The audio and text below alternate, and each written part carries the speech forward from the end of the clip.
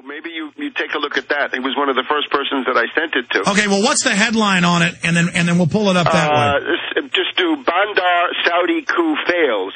It's up. Bandar Saudi coup fails. Yeah. What does this mean? I mean, in simple terms, it means to have the West trying to overthrow the supposed ally of the Kingdom of Saud. It makes a lot of sense. In other words, if you're looking at the U.S. and the British, the average observer of the caliber of somebody like Bandar would say, well, these people have been my friends, but they're doomed. They're going down.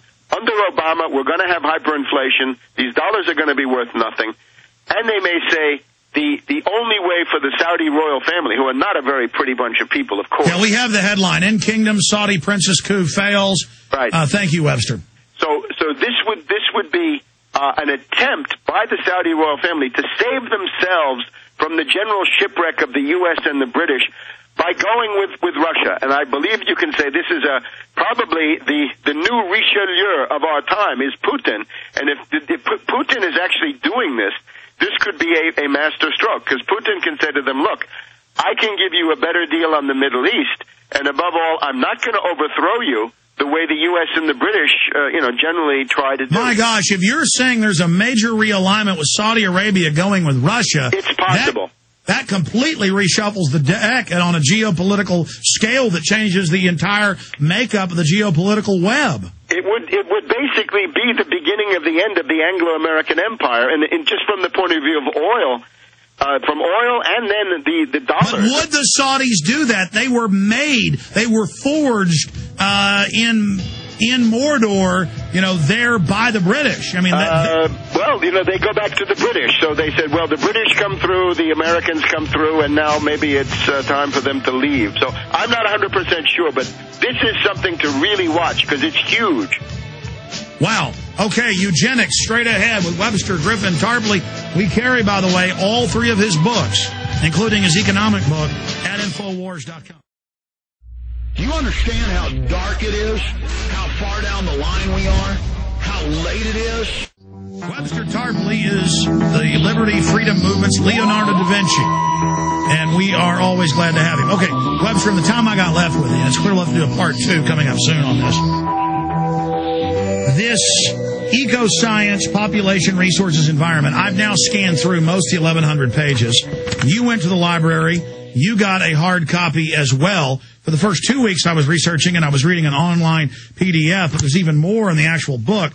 Forced sterilization of the population, CPS taking all children at birth by the end of it, raising them in dormitories, kind of the eugenics view they implemented in China under treaties, under State Department Memorandum 200, forced drugging of the population in the water, sterilizing the majority of the population, deciding who can breed, total control through an environmental eugenical tyranny. Now, I've read State Department memorandums in the Population Commission from the British, and I've read the 1996 United Nations Biological Diversity Assessment. Everything in this book is in all those documents in pieces. Club of Rome documents, Endgame covers a lot of that. But this is a compendium or a Rosetta Stone of evil. You've had a chance to go over it now since last week. I dispatched a crew there to interview you again to integrate that into the new Obama film. You, of course, are the centerpiece of the Obama deception, one of the main voices. You are also, out of the 18 people we've interviewed, one of the main players or quarterback. We can say I'm quarterbacking, but you're kind of what's another important person you give the ball to here? The wingback. Sure, or a running back or something. The point is, you're doing a great job. You're doing a great job in the Obama deception. But break this down, because were you as shocked by this blasphemous document as I was? And what's your view? Because to me, they've implemented much of what's in this book written by the White House science czar.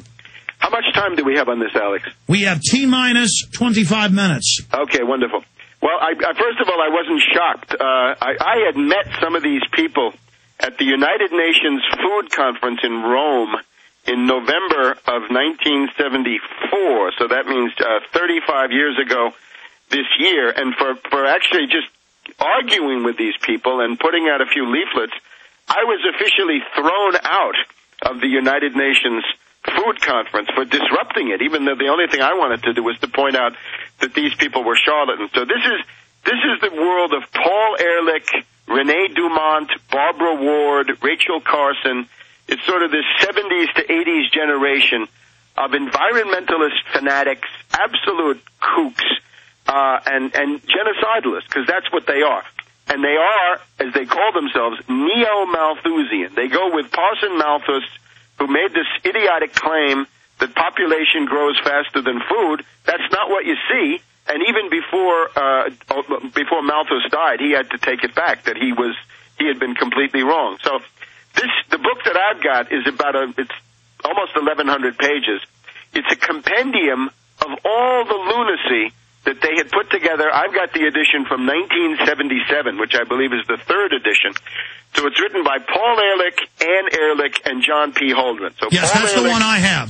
We have it right here on TV for people right now. Okay, so Paul Ehrlich, Stanford University, his wife Ann, and then John P. Holdren. Let's get to Holdren in a minute, because John P. Holdren is the powerful official White House science and technology advisor, special assistant to the president. He presides over a big office in the new executive office building, a little bit separate from the White House compound.